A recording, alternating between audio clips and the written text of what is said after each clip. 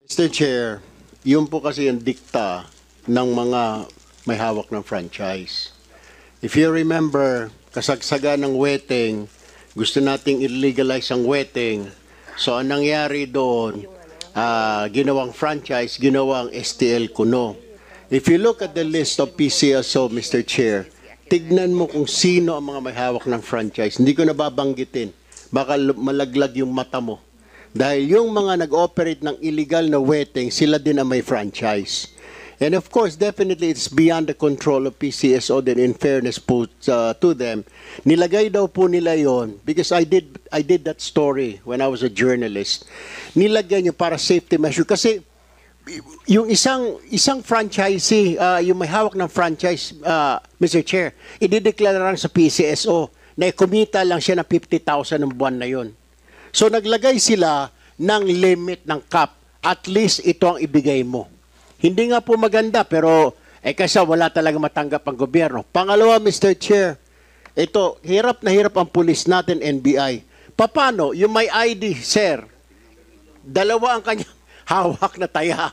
Ito, ireremit niya. Because yung STL operator, siya rin nagpapatakbo ng illegal.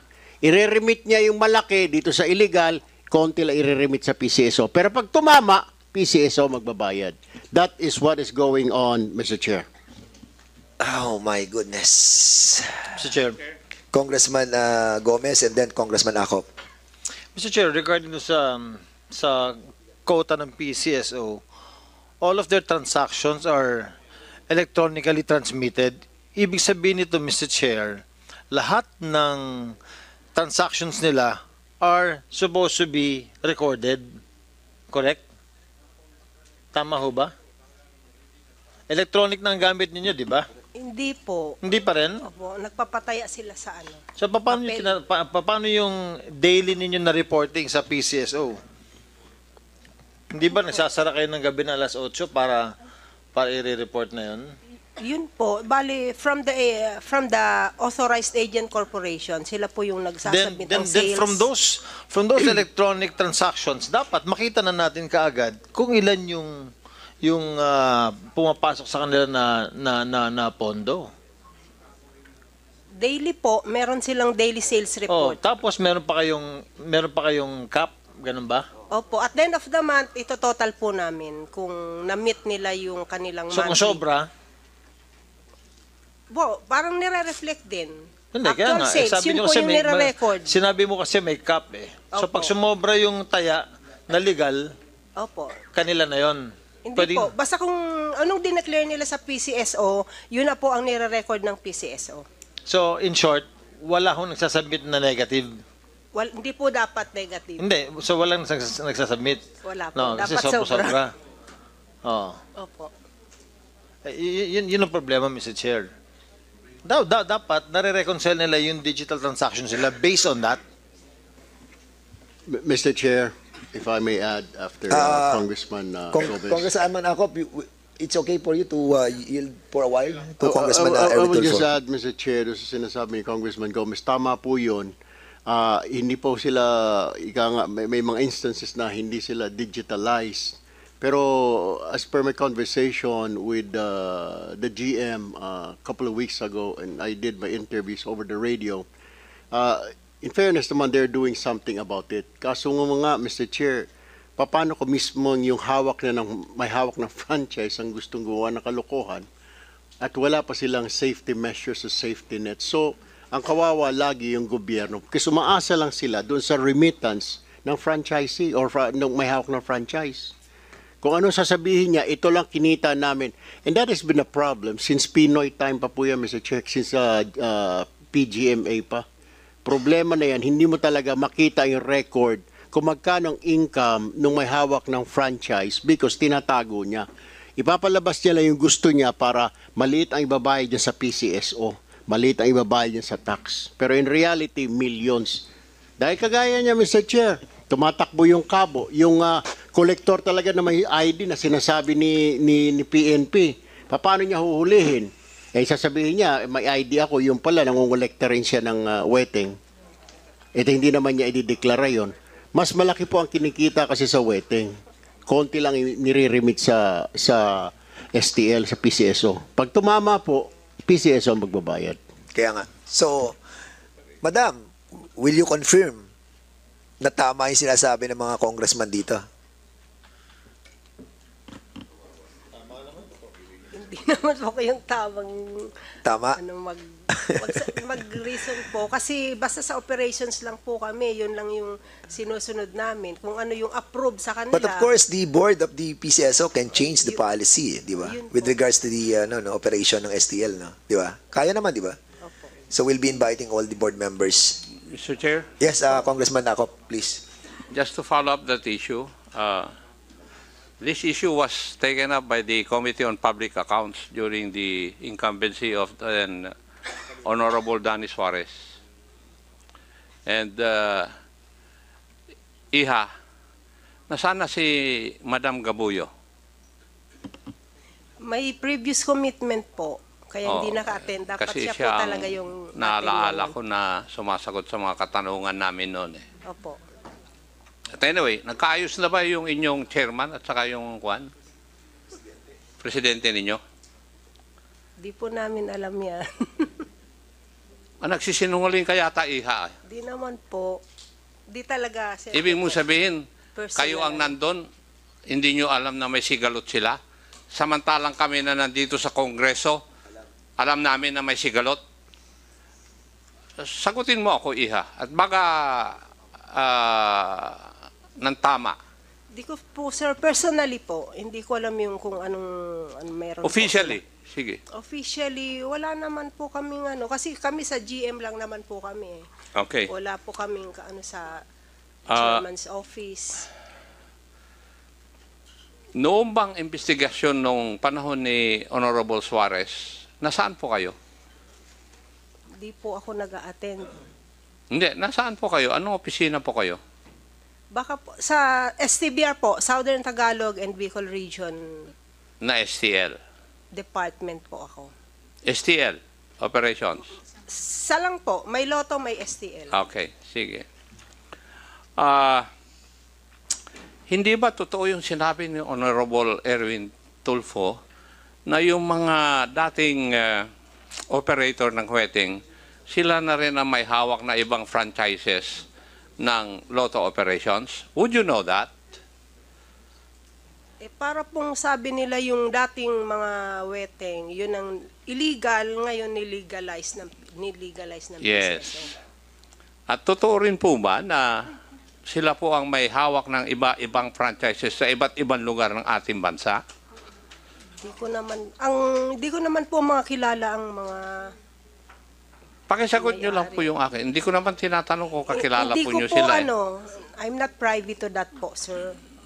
Mr. Chair, may I request that the head of the operations department, insofar as STL operations are concerned, be invited kasi hindi alam nitong ating resource person yung sagot sa aking mga katanungan eh. Okay, we will be inviting the COMSEC is hereby directed to invite the operation office of the PCSO with regards to the query of Vice Chairman Akop. Go ahead. Thank you, Mr. Chair. Yung pong pinakita ni Chairman Dan Fernandez na pinag-playplisan ng betting, authorized ba yun according to your circular?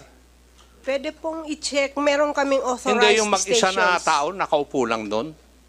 May authorized stations po kami. May approved Kaya authorized nga, stations. according to your circular, may betting stations kayo dapat. Official betting stations.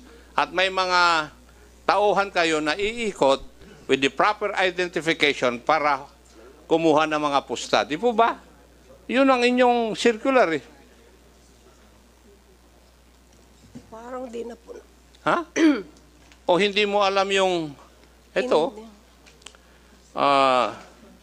Nag-inspect po. 2020 Small Town Lottery Revised Implementing Rules and Regulations. In-inspect po ng branch manager Hindi ang nga, aming stations. hindi po ba tama na dapat meron kayong official betting station? Opo, meron. Yes.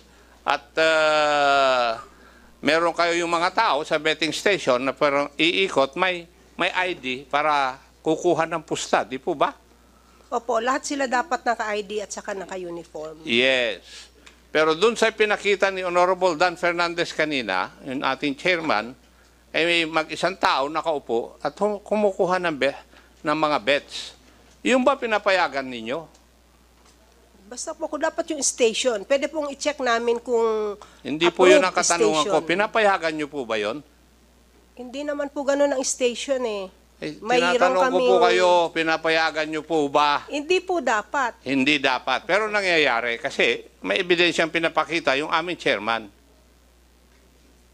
Diba? Huwag na kayong magtago. Kasi napalabas na lahat ito nung last hearing pa. Diba? Yun ang katotohanan talaga. Yung sinabi ni Honorable Tulfo, katotohanan talaga yun. Kasi the records of the hearing of the Committee on Public Accounts before, naandun. Kung gusto mo, huhukahin ko para ipakita ko sa iyo eh. Diba? Kasi membro rin ako noon dun eh.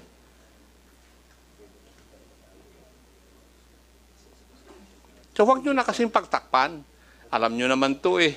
Kung alam namin, galing naman sa inyo lahat yung ebidensya noong kami nag-hearing eh. Galing sa PCSO. Kasi, ang importante lang sa inyo, yung amount, ano nang tawag nyo ron, doon sa dapat monthly na ibigay ng franchise holder. GMMRR Oh, po. yun din ang inaasikaso ng lotto operator. Masatisfy lang niya yun, pero yung iba doon, puro illegal na. Kasi yun din ang problema ng PNP. Kagaya ng sinasabi ni General Lucas. Uhuli nga sila nung kumukuha ng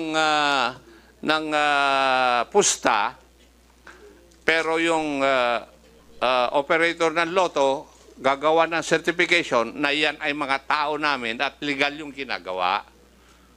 Noon pa nangyayari yan, Iha. Oh, if you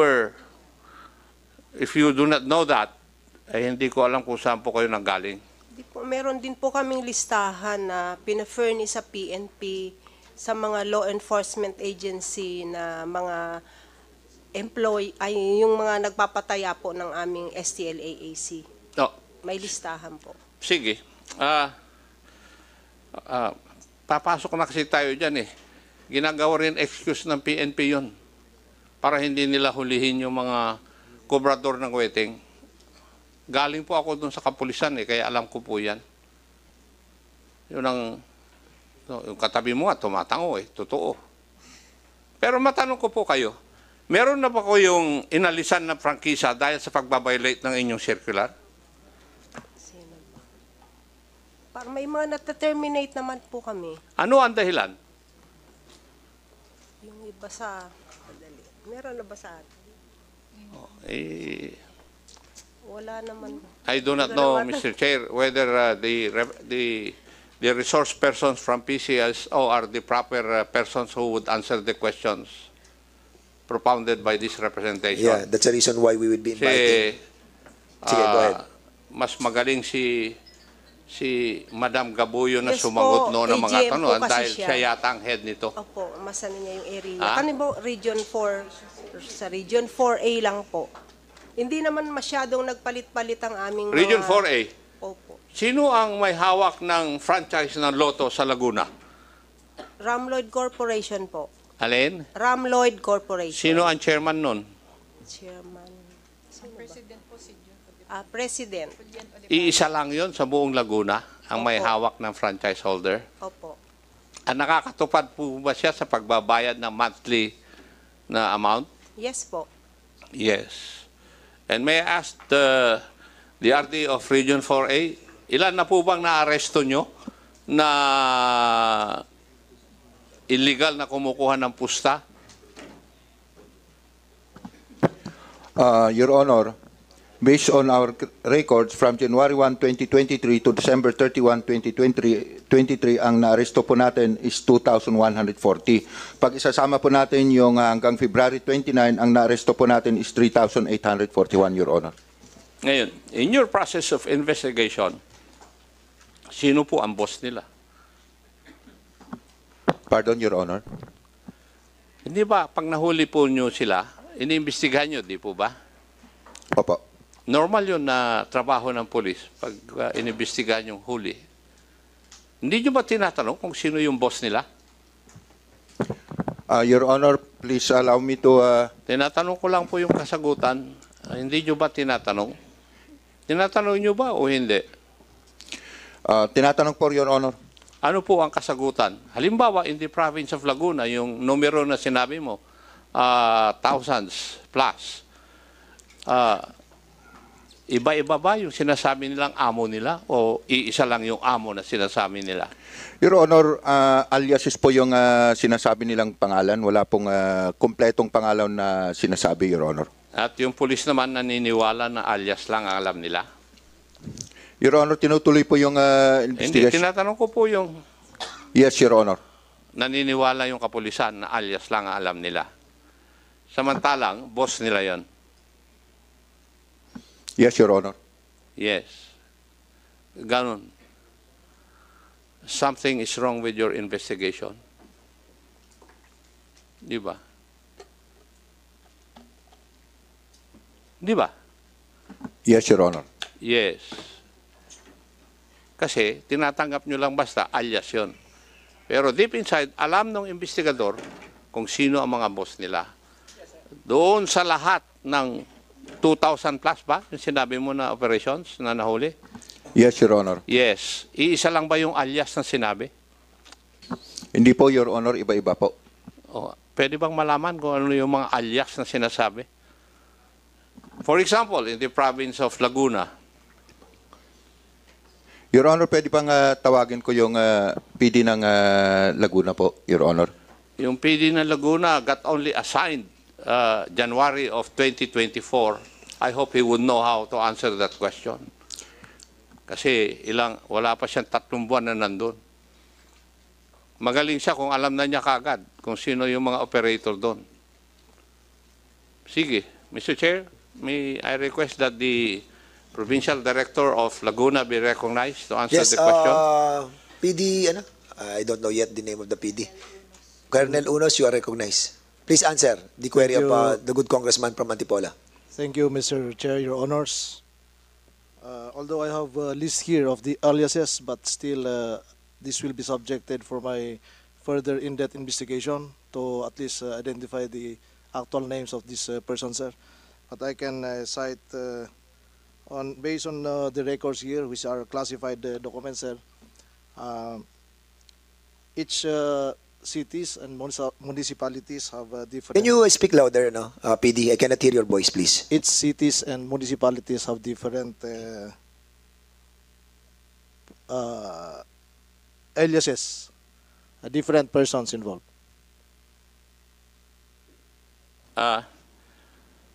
Wala ka Congressman- pang may sasagot dahil naintindihan kita dahil middle of January ka ba na-assign doon, iho? January 25, Your Honor. Sir. Yes, last week of February, January.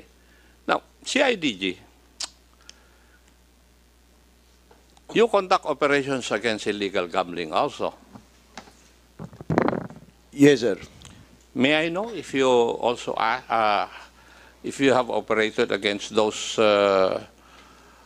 getting bets for wetting, and in fact they are shall we say takers of bets of franchise holders of Lotto? We have conducted operations against those steel operators, sir, na sinasabi nilang looting. But I agree also with Honorable Congressman Erwin Tolfo na itong mga steel operators, sila rin yung nagbubukis. At I personally know this dahil sa tagal ko sa serbisyo, within my 30 years, na 13 times na ako nag-chief of police at nag-provincial director. Marami na ring instances, sir, na napatunayan namin ito. Na itong mga steel operators, sila rin yung nagpapabukis. That's why it's been a challenge for us law enforcers. Dahil kaming mga law enforcers, once marami ng instances na nanghuli kami ng mga nagpapatayan ng itong STL at kami pang mga nakasuhan. Kaya yung implementing rules and regulations dapat ng PCSO na dapat na pag walang ID, walang uniforme, uliin kagad. But pag nahuli namin itong mga nagpapataya, they easily make certification na employees nila ito. So, nahihirapan po ang mga operators. And again, if we are really sincere para mapatigil itong illegal gambling na ito, I agree with Congressman Erwin Tolpo, Congressman Goma, and Congressman from Cagayan de Oro, na dapat holistic approach ang gawin natin dito dahil hindi magta-thrive ang isang illegal gambling sa isang lugar kung hindi papayag yung isang local chief executive. Pitpitin yung bayag ko, walang maglalakas na loob na provincial director, regional director o chief of police na magpapalaro ng waiting without the approval o without the consent ng kanyang local chief executive. Pag sinabi ng local chief executive, ayaw ko yan, walang magagawang kapulisan. Again, sinabi ko, holistic approach. Dahil kailangan i-involve natin ang prosecution at saka sa court. Dahil kung minsan, kahit yung ebidensya namin ay malakas, pero naluluto sa prosecution, wala tayong magagawa. So, kailangan patawag din sana, hindi lang yung mga law enforcer, kung hindi representative, kung sino yung mga presidente ng mga local chief executive. Yun lang po.